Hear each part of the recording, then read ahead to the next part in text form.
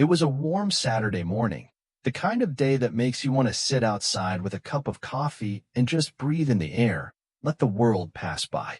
The sun was peeking through the windows of the Solaria Resort lobby, casting golden beams on the polished marble floors, making everything gleam like it was from a magazine.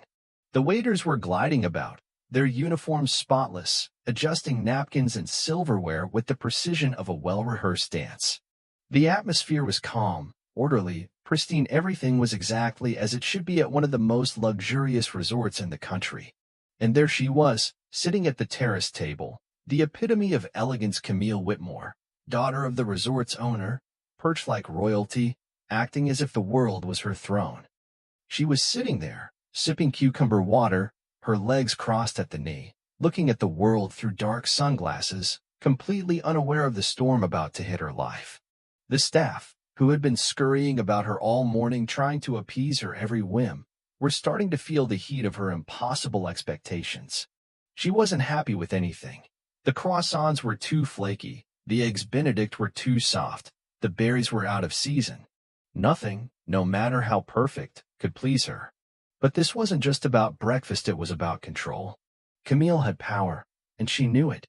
She wielded it the way a sword fights off enemies, quick, sharp, and without remorse. Meanwhile, across the lobby, through the glass doors, a young boy walked in. Tarek Carter. He wasn't wearing a tailored suit, wasn't flashing a designer watch. He wasn't like the other kids that came to this place, kids with their pristine clothes and polished shoes. He was just a boy, simple, calm, and poised. But what he didn't know was that the moment he walked through those glass doors, everything was about to change. Tarek wasn't just VY sighting. He wasn't some random kid off the street. No, he belonged there. His mother, Amelia Carter, had booked the suite. But as he approached the front desk to check in, the tension in the air grew thick. The receptionist, Monica, looked at him nervously, then back at her screen. Tarek stood still, not flinching. He'd been here before. He knew what this felt like, being out of place, being the one people looked at sideways. Just as Tarek spoke softly to Monica, explaining that his mother had reserved the room, Camille saw him, and with the sharpness of a serpent, she lunged.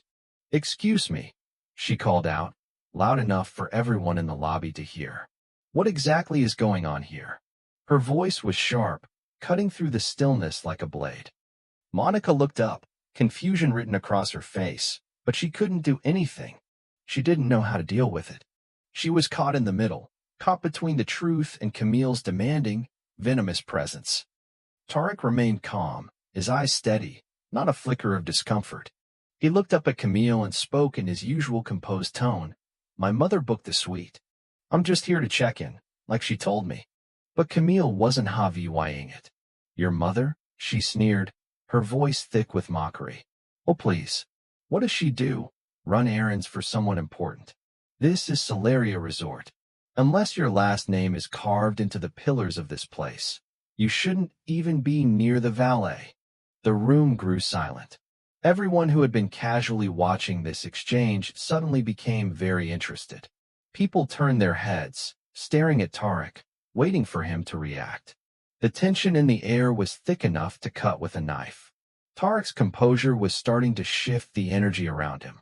He hadn't raised his voice, but something in the way he stood there and phased was beginning to make the people watching question their own assumptions. That's when Monica hesitated. She glanced back at the screen. She had seen at Tarek's reservation. It was confirmed. Amelia Carter had reserved the suite. High priority. Executive level. But here's the thing.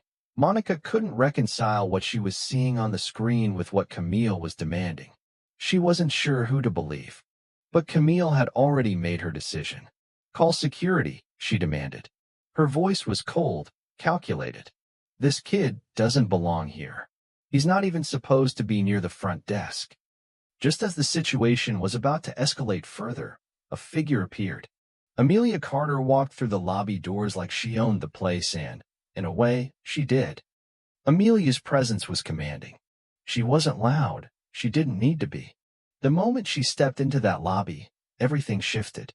She didn't have to say a word, but her eyes locked onto Tarek, and then to Richard Whitmore, the general manager, who had stepped forward, gripping Tarek's arm, trying to force him toward the door. Amelia's gaze was piercing. Without raising her voice, she spoke firmly, "Take your hand off my son." Richard's expression changed instantly. His jaw dropped slightly, and his grip on Tarek loosened. Mrs. Carter, too, didn't realize. But Amelia wasn't finished. Without even breaking stride, she reached into her bag, pulled out her executive badge, and flipped it open. "Amelia Carter," she said, loud enough for the entire room to hear. "Chief Executive Officer of Carter Legacy Hotels. You just physically removed my son from a property I own." The entire lobby froze. The weight of Amelia's words hit like a sledgehammer. Richard Whitmore, the once proud general manager of Solaria, suddenly looked small, exposed, unsure. The room that had been so eager to watch the spectacle now stood still, waiting for the storm to break. Amelia stepped forward, her voice sharp and controlled.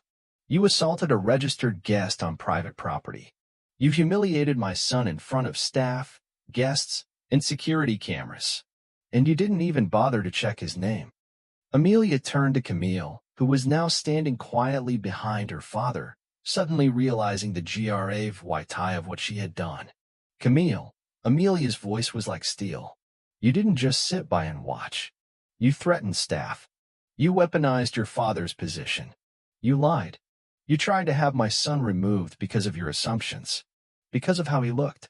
Camille's face turned crimson, her mouth opening and closing, but no words came out. She was utterly speechless. Then, Amelia turned to the assistant general manager, who had just arrived at the scene. Effective immediately, Richard Whitmore is relieved of his duties. His access to all systems is revoked. Security will escort him to gather his personal belongings. A formal termination letter and a civil complaint will follow. Richard stood there, mouth agape, disbelief etched on his face. He stammered, "Wait, you can't." But Amelia wasn't listening. She turned her back on him, as though he no longer mattered, as if his presence no longer even registered. "Security," she said calmly. "Escort Mr. Whitmore off the property. And be courteous, more courteous than he was to my son." Tarek had said nothing, not a word. He had remained silent through the entire ordeal. But as his mother turned to him, there was a brief moment where she softened. Her eyes met his, and she nodded gently. "Let's go check in." The moment was over, but the silence in the lobby lingered. Richard was escorted out of the hotel, his title and position in tatters. Camille stood behind her father, the privy leg she had once worn like armor now reduced to ash. As they walked toward the elevator, the whispers in the lobby began. But this time, the whispers were not of mockery. They weren't of judgment. They were of respect. Tarek had walked in unnoticed, and now he was levying with the quiet strength of someone who had made a powerful statement. What do you think of Amelia's actions in this story?